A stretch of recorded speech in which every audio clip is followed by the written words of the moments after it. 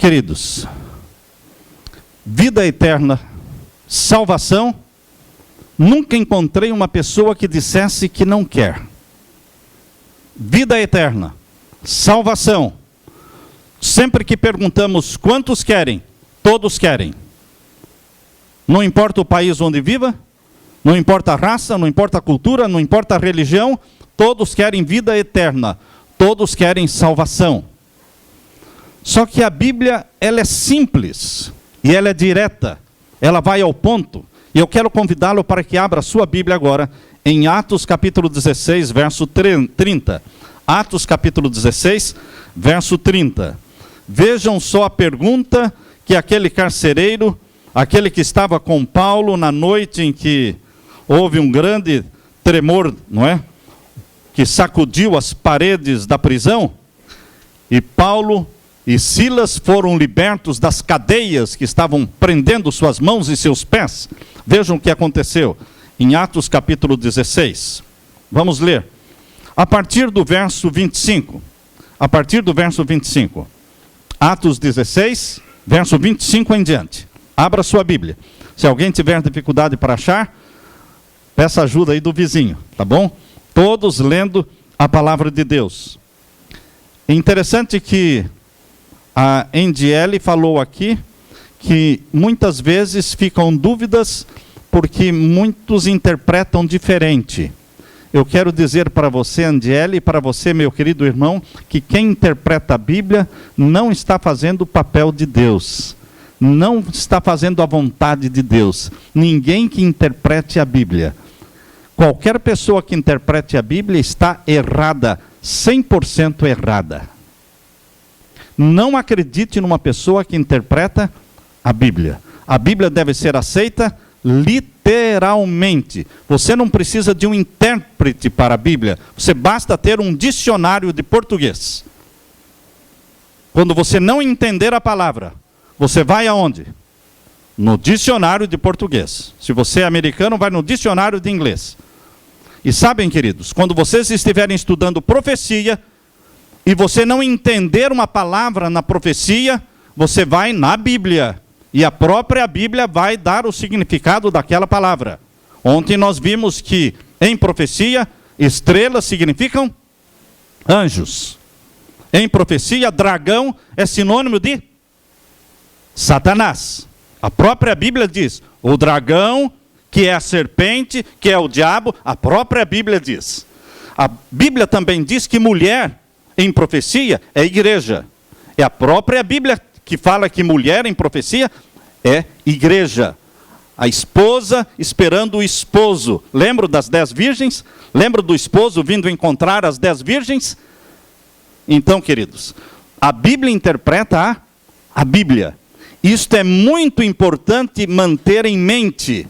É seguro, porque você não vai aceitar alguém que chegue para você e diz assim, aí está falando isso, mas não é assim. Não é assim. Vamos interpretar de outra forma. Nunca aceite interpretação da Bíblia, porque ela mesma se interpreta. Vejam o que Jesus fala sobre a vida eterna. Atos capítulo 16, versos 25 em diante, diz, e perto da meia-noite, Paulo e Silas oravam e cantavam hinos a Deus, e os outros presos os escutavam. Paulo estava com as mãos amarradas, com os pés amarrados, em grilhões de ferro. Isso dói, isto sangra. Mas ele estava cantando. Queridos, os filhos de Deus não murmuram, os filhos de Deus não reclamam. Eu sei que tem muitos reclamões aí. Homens reclamões. Mulheres ranzinzas, reclamonas. Mas, queridos, os filhos de Deus desaprendem a reclamar. Desaprendem a murmurar. E aprendem a louvar. Dar glória a Deus, seja na chuva, no sol, na neve. Dar glória ao Senhor Deus do céu. Paulo estava com as mãos presas, pés presos em grilhões de ferro. E aí diz o verso 26, e de repente sobreveio um tão grande terremoto que os alicerces do cárcere se moveram e logo se abriram todas as portas e foram soltas as prisões de todos. E acordando o carcereiro, e vendo abertas as portas da prisão, tirou a espada e quis se matar, cuidando que os presos já tinham fugido. Mas Paulo clamou com grande voz, dizendo: não te faças nenhum mal, porque todos estamos aqui. E pedindo luz, saltou dentro, e todo trêmulo se prostrou diante de Paulo e Silas, e tirando-os para fora, disse: senhores, que é necessário para eu me salvar? Que é necessário que eu faça para me salvar? Esta é a mais importante pergunta que alguém pode fazer.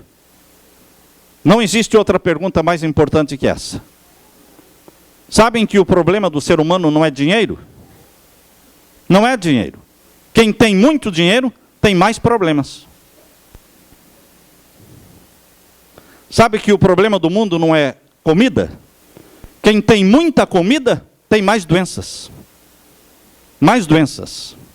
Quanto mais abundância de comida, maior o número de doenças. Como nos Estados Unidos, onde mais tem doença é aqui, onde tem mais comida. O problema não é do ser humano, não é trabalho, não é saúde, não é doença. O problema do ser humano é vida eterna. Nós temos que resolver este problema. Todos nós queremos vida eterna. Todos nós queremos salvação. Como podemos conseguir isso? Este carcereiro disse: que posso fazer para obter vida eterna? Muitos tentam a vida eterna através das propostas apresentadas pelo hinduísmo. Yoga é uma proposta de salvação. Yoga, quem pratica yoga está se tornando, descobrindo Deus, que ela é Deus, que ele tem Deus dentro dela. Quem pratica yoga está buscando poderes divinos que tem dentro de si mesmo. Isso diz o hinduísmo. Isso não é verdade, isso é uma mentira. Mas são propostas do hinduísmo. O hinduísmo propõe alguns caminhos que dizem que o levará para a vida eterna. Qual outro caminho que o hinduísmo, a religião da Índia, propõe? Se você, desde pequenininho, não é? Subir, deixar você trepado numa coluna e você nunca descer de lá, como penitência, você está salvo. Outra proposta: se você, em vez de deitar no seu colchão de espuma ou de mola, você se deitar numa cama de prego. Eu já vi pessoas deitadas em cama de prego. Você já viu? Os faquirs. Faquir é aquele que não come, fica sem comer e fica dentro de uma câmara. Eu quando pequeno, eu via muito na minha cidade. Ele tinha uma câmara de vidro e ele ficava deitado lá dentro, sem comer, durante semanas e semanas, muitos dias, em cima de uma cama de prego. Na Índia, isto é estratégia para se obter a vida eterna. Deitar numa cama de prego. Também aconselha-se que as pessoas se deixem jogar debaixo das rodas do carro sagrado. Quando o carro sagrado na Índia está passando, eles se jogam debaixo das rodas para serem moídas, para serem mortas. E ele terá vida eterna. Ou então, eles se deixem picar pela serpente sagrada. E aquele que se deixa picar pela serpente sagrada, morre. Mas não morre, ele foi para a vida eterna. São propostas de vida eterna apresentadas pelo hinduísmo. Se você quiser, você pode levar com você estas propostas. Eu não quero. Eu só estou dizendo para vocês o que o hinduísmo ensina. Porque a Bíblia me diz como obter a vida eterna. Mas que outras religiões apresentam propostas? O islamismo. Você quer vida eterna? Você quer ir para o paraíso? Torne-se um homem-bomba. Que tal? Encher o corpo, não é? Pega uma roupa bem larga, tipo uma beca, não é? Bastante, sobrando bastante, e enche de bombas. E você então vai no meio de uma multidão, e então aí você detona. Aí você some. Vai direto para o paraíso. E eles dizem, você vai ter 70 virgens esperando por você lá. Coitado. Coitado. Ninguém jamais voltou para dizer se é verdade, não é? Queridos, eu cheguei em Jerusalém com a minha esposa e fomos visitar a igreja adventista que tem ali em Jerusalém.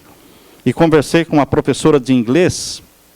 Lá temos uma escola de inglês, e a professora de inglês disse, olha, um dia eu perguntei na sala de aula para um menino islâmico, o que você quer ser quando você crescer? E ele disse, eu quero ser um homem-bomba. Homem-bomba é caminho para o paraíso. Assim que eles pensam. Morrer, explodindo e matando dezenas de outras pessoas, eles pensam que é o caminho para a vida eterna. Proposta do islamismo. Queridos, os ermitões, sabe o que é ermitão? É uma pessoa que se isola do mundo, se isola da família, se isola de todo mundo e vive ou numa caverna, ou numa gruta, ou dentro de um mosteiro, no meio de 4 paredes, que não vê estrela, não vê nada, isolado totalmente, ou vai para o deserto. Eles chamam isso de ermitões, monges. Muitos fazem isso para obter vida eterna. No 3º século da era cristã, eles usavam este meio para se alcançar a santidade. E alguém disse, o que adianta ser santo no meio dessas 4 paredes aqui? O que adianta ser santo no meio dessas 4 paredes? Jesus era santo no meio da multidão. Jesus era santo tratando as pessoas com carinho, curando as pessoas. Queridos, a vida de Jesus é o exemplo. Não é a do ermitão, não é a do monge. A vida de Jesus é um exemplo. Outros jamais se vestiam. Como penitência, viviam nus a vida toda. Outros, como penitência para alcançar a vida eterna, nunca jamais se lavaram. Deveriam cheirar muito bem, não é? Anos e anos sem tomar banho. Para quê? Para alcançar santidade e para chegar à vida eterna. Queridos, o que mais? Viver em covas? Viver em cavernas? Viver no deserto? Hoje ainda existem milhares de pessoas buscando salvação, como? Através de penitências. Você já viu uma propaganda que tem na Globo, que mostra a cidade de Nossa Senhora Aparecida do Norte? Já viram que aparece aquele... Sempre na Globo tem propagandas, não é? E ali tem uma propaganda que aparece Aparecida do Norte, é um templo lindo, não é? Uma igreja, é uma catedral linda, e no meio ali aparece uma mulher andando de joelhos, no meio da propaganda. Muitos creem que pelo caminhar de joelhos, até sangrar os joelhos, por quilômetros, ou subir escadas de joelhos, como aconteceu com Martinho Lutero, no século XVI, Martinho Lutero foi para Roma, lá de Wittenberg, na Alemanha, foi para Roma, e ele estava subindo a escadaria de Pilatos, quando, no meio da escadaria, ele ouviu uma voz, que foi a voz de Deus, dizendo, o justo viverá da fé. E ali mesmo ele se levantou, e deu costas para Roma, e voltou para o interior da Alemanha, e encontrou então a doutrina bíblica de salvação em Jesus. Perdão pelo sangue de Jesus, não pela compra, nem pela penitência, nem pelas indulgências. Vocês já ouviram falar na maior festa do Brasil, Círio de Nazaré? Acontece no mês de outubro em Belém, Belém do Pará. São 2 milhões de pessoas, todos tentando agarrar numa corda. Já viram isso? Agarrar numa corda grossa, comprida. Pessoas descalças, sangram o pé, porque quando você vai andar descalço no asfalto, nos primeiros 10 metros, tudo bem, meu irmão. Mas depois de 1 quilômetro, 2 quilômetros, 3 quilômetros, seu pé já está sangrando. Outros vão ajoelhados, e eles querem alcançar méritos, eles querem alcançar perdão, eles querem alcançar graça, mas você não alcança a graça fazendo penitência, você alcança a graça aceitando a graça de meu Senhor Jesus. Por isso se fala graça. Graça não se compra. Se eu compro, não é mais graça. Se eu conquisto por penitências, não é mais graça.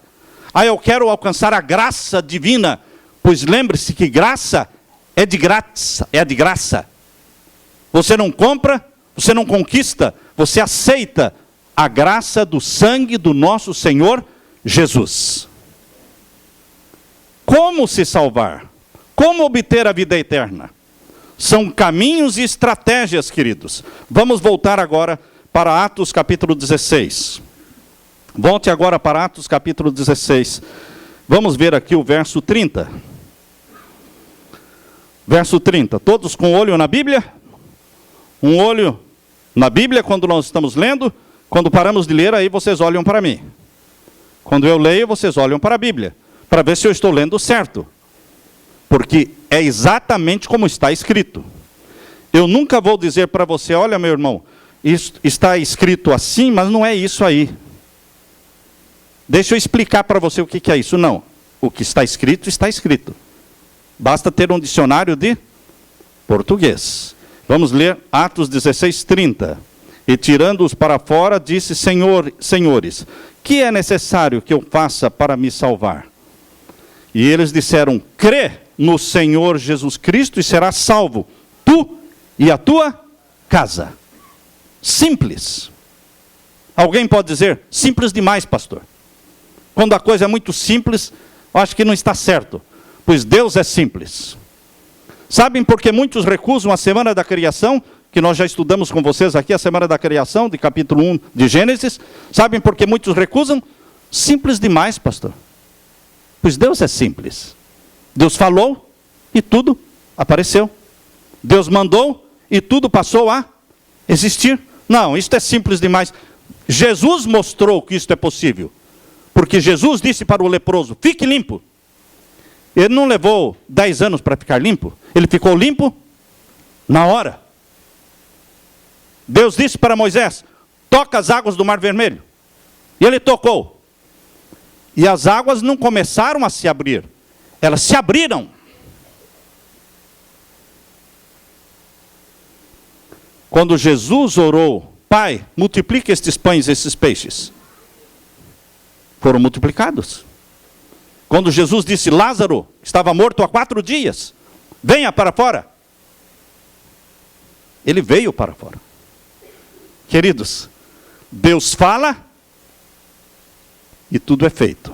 Deus manda e tudo acontece. É assim que a Bíblia diz. O relato da semana da criação é simples, mas é assim que Deus quer que entendamos. Queridos, aqui diz que salvação é Jesus. Mas eu não tenho que pagar? Não. Eu não tenho que comprar alguma coisa? Não. Eu não tenho que fazer alguma penitência? Não. Eu não tenho que rezar 20 Ave-Marias? Não.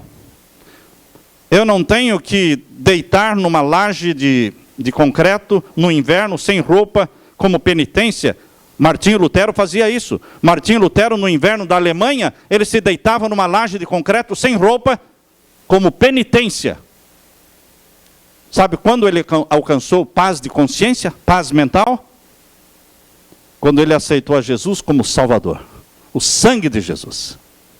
Não é o meu sangue que me traz expiação e perdão, é o sangue de Jesus. Não é sangrar. Há pessoas que acreditam no autoflagelo. Quando elas começam a se cortar, entendem? Começam a se chicotear até sair sangue. Não é esse sangue que traz perdão, meu irmão. É o sangue de Jesus. Mas é tão simples assim, pastor? Ele é simples. Jesus disse, aquele que crer em mim, ainda que morra, viverá. Aquele que vem a mim, de maneira nenhuma, lançarei fora. É tão simples, que foi explicado com a salvação do ladrão na cruz. Quando o ladrão na cruz, eram 2 ladrões, né? Não sei se tem bom ladrão, mas eles chamam de bom ladrão, né? Interessante, né? Bom ladrão. Se tem bom ladrão, então... Mas eles chamam aquele homem de bom ladrão. Ele era um ladrão como o outro. Só que ali na cruz, ele olhou para Jesus e disse, lembra-te de mim, Senhor, quando entrares no teu reino. E Jesus viu fé naquele homem. Jesus sentiu que ele estava crendo nele como Salvador. E Jesus deu a resposta na mesma hora. Em verdade, te digo hoje, que estarás comigo no paraíso. A resposta veio na hora. Queridos, é simples demais?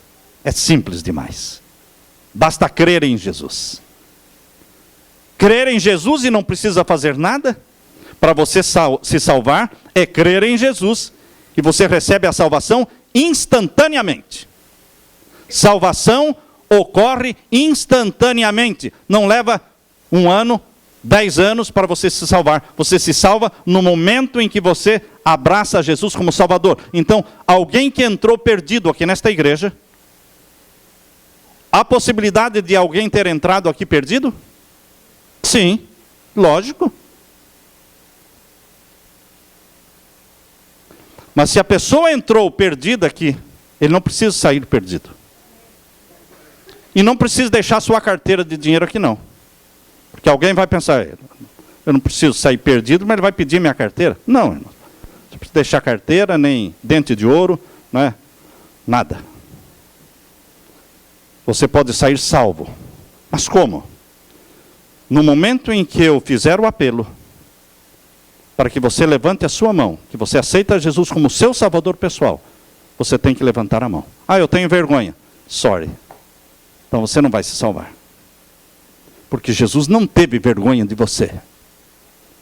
Ele foi crucificado nu. Isso eu tenho vergonha.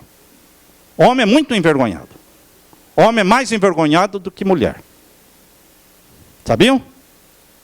Homem é muito envergonhado. E Jesus foi crucificado nu. Nas fotografias, nos quadros que pintam, colocam o que ali? Um pano. É coisa de pintor, viu, irmãos? Mas eles o crucificaram nu. Uma vergonha. E ele foi levantado bem alto na cruz, em cima de um monte chamado Monte do Calvário. Então, quando você disser, eu tenho vergonha de levantar a minha mão, dizendo que eu aceito a Jesus, lembre-se que Jesus não teve vergonha de morrer por você, na cruz do Calvário. Por isso Jesus olha nos seus olhos e diz, se você me confessar diante dos homens, eu também confessarei o teu nome diante do meu Pai. Agora, se você me negar diante dos homens, eu também te negarei diante do meu Pai. Percebem como Jesus é claro, direto, transparente, não enrola ninguém? Eu não gosto de gente enrolada. Jesus nunca foi enrolado. Ele sempre respondia diretamente. Se você me confessar diante dos homens, dizendo que me ama e que me aceita, o resto é comigo. Eu defendo você diante do meu Pai. Eu sou o seu advogado. Agora, se você me negar, eu também não tomo nenhuma responsabilidade. A religião de meu Senhor Jesus é clara, ela é objetiva, ela é simples, ela é fácil. A salvação acontece assim. Mas pastor, se é tão fácil assim, por que então tantas pessoas que aceitaram a Jesus vão se perder? A maioria das pessoas, agora prestem atenção nisso, a maioria das pessoas que aceitam a Jesus, esta maioria vai se salvar ou vai se perder? Pense um pouco. A maioria do mundo cristão vai se salvar ou vai se perder? Vai se perder. Ah, mas não aceitaram a Jesus como Salvador? Queridos, agora abra a Bíblia em Mateus capítulo 19. Mateus capítulo 19. Verso 16. Mateus capítulo 19, verso 16. E nós queremos que fique bem claro na sua mente que existem duas fases no plano da salvação. No plano da salvação existem duas fases. A fase do perdão, em que você é perdoado e você é salvo. E isso é feito através de Jesus, através do sangue de Jesus. Mas existe uma outra fase chamada de obediência, que vai acontecer na vida daqueles que foram salvos por Jesus. Quando a obediência não aparece na vida daqueles que falaram que foram salvos, vou repetir, quando a obediência a Deus não aparece na vida daqueles que dizem, eu fui salvo, então nós podemos colocar um ponto de interrogação nesta salvação, porque provavelmente ela não aconteceu. Ela realmente não aceitou a Jesus como Salvador. Porque primeiro eu aceito-o como meu Salvador, e Ele me perdoa e Ele me salva. Depois, então, que Ele me foi Salvador, agora Ele diz, eu sou daqui para frente seu Senhor. Primeiro Jesus se apresenta diante de você, meu irmão, como Salvador. E diz, eu morri por você na cruz. Aceita-me e se salve. Uma vez que você aceita Jesus como Salvador, Jesus agora diz, daqui para frente eu sou o seu Senhor. E como Senhor, eu mando. Eu não peço. Jesus não pede, Ele manda. Ele é Senhor do céu e da terra. E todo mundo, no céu e na terra, dobrará os seus joelhos diante de quem? De Jesus. É um nome acima de todos os nomes. E como Senhor da nossa vida, Ele diz o quê? Obedeça os meus mandamentos. É aí que a maioria dos cristãos que dizem e pensam que estão salvos em Jesus, é aí que eles falham. É aí que eles se enganam. Porque eles não querem nenhum compromisso com Jesus. Eles só querem perdão e salvação, mas querem continuar vivendo a vidinha de sempre. Quem roubava, continua roubando. Quem fumava, continua fumando. Quem tinha 3 mulheres, não é? Quem vivia fazendo hora extra, não é? Tem homem que vive fazendo hora extra, não é? Queridos, não mudou de vida? Não houve salvação. Porque salvação produz mudança de vida. Salvação produz uma vida obediente. Por isso Jesus disse em Mateus capítulo 19, verso 16. Leiam comigo agora. Todos olhando na Bíblia, verso 16. E eis que aproximando-se dele um mancebo, um jovem, disse-lhe, bom mestre, que bem farei para conseguir a vida eterna? É a mesma pergunta que aquele carcereiro fez para Paulo, não é? O que eu vou fazer para ter vida eterna? Lá foi dito, crê no Senhor Jesus e serás salvo. Está certo ou está errado? Está certo? O primeiro passo é crer em Jesus. Mas agora a mesma pergunta é feita. O que eu posso fazer para ter vida eterna? E aqui Jesus diz o quê? E ele disse, por que me chamas bom? Não há bom senão um só, que é Deus. Se queres, porém, entrar na vida, guarda os mandamentos. Pastor, então a Bíblia está se contradizendo? A Bíblia nunca se contradiz. Aceitar a Jesus como Salvador é a causa da nossa salvação. Quando você vê uma bola rolando, ela não começou a rolar sozinha. Quando você vê uma bola rolando, é porque alguém chutou. A bola rolando são os efeitos do chute. A causa foi o chute. O rolar são os efeitos do chute. Causa e efeito. Quando você vê alguém com o olho roxo, isto é efeito. A causa do olho roxo foi algum murro, né? Algum murro. Queridos, alguma briga. Essa foi a causa. O olho roxo é efeito. A causa da sua salvação, meu querido irmão, é Jesus, o sangue de Jesus na cruz do Calvário. A causa da sua salvação não é obediência. Ah, porque eu sou muito obediente, Jesus me salvou. Não. Ah, porque eu sou isso, Jesus me salvou. Não. A causa é o sangue de Jesus. Quais são os efeitos da salvação? Aí vem o que Jesus falou para o moço, o jovem rico. Guarde os meus mandamentos. A obediência aos mandamentos são efeitos da salvação. Ah, mas eu sou salvo pela fé em Jesus, sim. Então, mesmo que eu não guarde os mandamentos, estou salvo.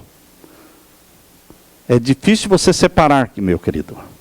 É muito difícil você separar fé de obediência. Você não consegue separar fé de obediência. Porque a fé sem obediência é morta. Já leram na Bíblia esse texto? Que fé sem obras é morta? Fé sem obediência é morta. Vale para quê? Para nada. Para que serve um marido que diz que ama a esposa, mas não dá de comer, não respeita a mulher, bate na mulher, trai a mulher? Para que serve um marido desse? Para nada. Ah, mas ele diz que ama. Ama nada, da boca para fora. Para que serve uma fé que não gera obediência? Para que serve uma fé que não traz mudança de vida? Para nada. Só para enganar a pessoa, meu irmão. E o mundo cristão hoje está enganado pela fé que não salva, pela fé que não produz obediência, pela fé que em vez de colocar a lei de Deus na sua vida, anula a lei de Deus da sua vida. O mundo hoje cristão está cheio de gente que diz que ama Jesus, mas não quer saber nada dos mandamentos de Jesus. E eles dizem, não, eu já fui salvo pela fé. Eu já fui salvo pela graça. Eu não preciso obedecer mandamento nenhum de Jesus. Onde estão os efeitos da salvação? Onde estão os efeitos da salvação? Portanto, meu querido irmão, quando Jesus disse assim para o jovem rico, se queres, porém, entrar na vida, guarda os mandamentos, leia agora o verso 18. Disse o jovem, quais mandamentos? Ele deu uma de bobo, né? Deu uma de bobo, ele fez de conta que ele não sabia. Mas ele sabia de que mandamento Jesus estava falando. E Jesus refrescou a memória dele. Ah, você não sabe de que mandamentos estou falando? Jesus refrescou dizendo o quê? A memória do jovem dizendo, Jesus disse, não matarás, não cometerás adultério, não furtarás, não dirás falso testemunho, honra o teu pai e a tua mãe, amarás o teu próximo como a ti mesmo. De que lei Jesus estava falando para este jovem? A lei dos 10 mandamentos. Os mandamentos escritos pelo dedo de Deus, chamado 10 mandamentos. Queridos, hoje as pessoas querem vida eterna, mas não querem obediência.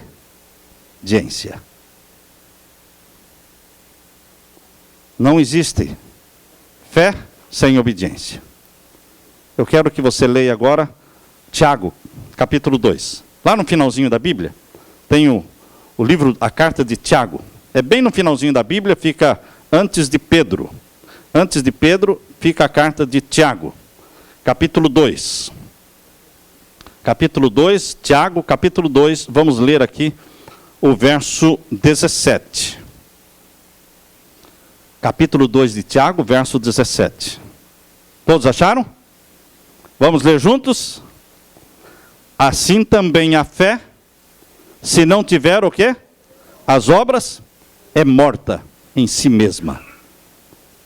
A fé sem obediência, a fé sem obras de obediência, ela é morta. E o verso 18 diz, mas dirá alguém, tu tens a fé, eu tenho as obras, mostra-me a tua fé, sem as tuas obras, eu te mostrarei a minha fé pelas minhas obras. Ah, eu tenho fé, não preciso obedecer. Isso o diabo também tem. A Bíblia diz aqui no verso 19 que o diabo também crê em Deus. Só que o diabo não obedece. E os cristãos que dizem que creem em Jesus e não obedecem? Bom, eu não vou falar porque isso é pesado demais, né, irmãos? Eu não vou falar. Porque por bom entendedor, uma palavra basta. Veja aqui, capítulo 2, verso 19. Tu crês que há um só Deus? Fazes bem. Também os demônios o creem e estremecem. Os demônios acreditam em Deus e estremecem quando falam em Deus. Só que não obedecem. E os cristãos que dizem que creem em Deus, mas não querem nada de obediência aos mandamentos de Deus. Queridos, 1 João, abra sua Bíblia agora em 1ª carta de João, capítulo 2. Bem pertinho aí de Tiago, mais para frente, mais para o final da Bíblia. 2, 3 páginas para frente está a 1ª carta de João, capítulo 2 e o verso 4. Vejam como é que Jesus fala. Primeira carta de João, capítulo 2, verso 4. Vamos ler o verso 3 e o verso 4. Olhem na Bíblia, irmãos. E se eu estiver lendo errado, vocês me corrijam. Nisto sabemos que o conhecemos, se guardarmos os seus mandamentos. Qual é a prova de que você conhece a Deus? Guardando os seus mandamentos. Você não prova que você conhece a Deus falando que conhece a Deus. Você prova fazendo alguma coisa. Você não prova que ama a sua esposa falando de boca cheia, eu amo a minha esposa, é a mulher mais maravilhosa do mundo, eu morro por ela. Morre, sai do trabalho, vai para o bar, fica lá com os amigos e a mulher sozinha, recebe o salário, gasta na bebida, paga a bebida para todos os teus companheiros e deixa a sua mulher à míngua e você fala, eu amo a minha esposa. Ama nada. Porque provar que ama a esposa é o quê? Fazer o que ela gosta. Atender às necessidades dela. Por isso a Bíblia diz, eu conheço a Deus assim, guardando os seus mandamentos. Porque o verso 4 diz, aquele que diz, eu o conheço e não guardo os seus mandamentos, é o quê? Vocês falaram, eu não falei nada. A Bíblia chama de mentiroso aquele que diz que ama a Deus, que ama Jesus, que está salvo em Jesus, mas não quer guardar os mandamentos de Jesus. A Bíblia diz, ele não passa de um mentiroso, e nele não está a verdade. E são estes que vêm pedir dinheiro para vocês. E são estes que atraem as pessoas por milagres e por expulsão de demônios. São estes que dizem que se você der a casa, você vai ganhar 2. São estes que dizem que se você der o carro, você ganha 2 carros. São estes que dizem para você dar todo o salário que você tem do mês, que você vai ganhar 4 vezes o valor daquele salário. E as pessoas dão tudo porque são sinceras. São sinceras, querem a salvação. Mas, meus queridos, a salvação não é por aí. A salvação é de graça. O perdão é de graça. O milagre é de graça. As pessoas vendem o milagre. Começam vendendo o milagre de R$1.000. R$1.000. Quem tem a bênção, quer a bênção de R$1.000. Depois baixa para 800, depois baixa para 500. Agora, quem quer a bênção dos 500, dos 300, e dos 100, e dos 50? E então ele pega aqueles que querem a bênção de R$1. Não é? E depois então, o tique do ônibus. Não é? Quem quer a bênção do tique do ônibus? Entrega o seu tique para cá. E se você sorrir, e perceber que você tem um dente de ouro, aí, quem quer a bênção do dente de ouro? Né? Traga o seu dente de ouro aqui e deixe aqui. Você vai receber uma dentadura de ouro inteira. Meus queridos, salvação é de graça. E graça é graça, meu irmão. Você não paga nada. É aceitando a Jesus. Mas como é que você prova que você está salvo? Você não prova que está salvo dizendo, eu sou de Jesus. Você se salva aceitando a Jesus. Mas você prova para os outros que você está salvo, obedecendo os mandamentos de Deus. Está claro isso, meus irmãos? Por isso Satanás não queria que vocês viessem aqui. Por isso Satanás não queria que as pessoas que estão assistindo pela internet assistissem este sermão, esta noite. Porque isto destrói a estratégia de Satanás para enganar as pessoas. O mundo está sendo enganado. Não é só no hinduísmo, não é só no islamismo, não. No cristianismo as pessoas estão sendo enganadas, comprando graça. Graça divina. Jesus nos dá, pela fé. Quem tem o Filho de Deus, tem a vida eterna. Agora eu pergunto para você, meu querido. Você aceita Jesus como seu salvador pessoal? Neste momento. Você aceita o sangue que Jesus derramou no Calvário para perdão dos seus pecados? Se você quer salvação, é só você levantar a mão e dizer, eu aceito a Jesus e aceito o sangue de Jesus derramado por mim na cruz. Por favor, querido Jesus, perdoa os meus pecados. Por favor, querido Jesus, anote no livro da vida os nomes de todas estas mãos que estão levantadas. E escreve na frente destes nomes, perdão, vida eterna. E que esta vida eterna seja confirmada na vida dos teus filhos por uma mudança de vida, Pai. Faze-nos semelhantes ao Senhor Jesus, cujo prazer era obedecer o Pai. Que o Senhor produza na nossa vida uma vida de obediência, Pai. Escrevendo no nosso coração, na nossa mente, os teus mandamentos. Pai eterno, ouve a nossa oração. Dá-nos a tua bênção, pois é em nome de Jesus que pedimos. Amém, Senhor. Amém.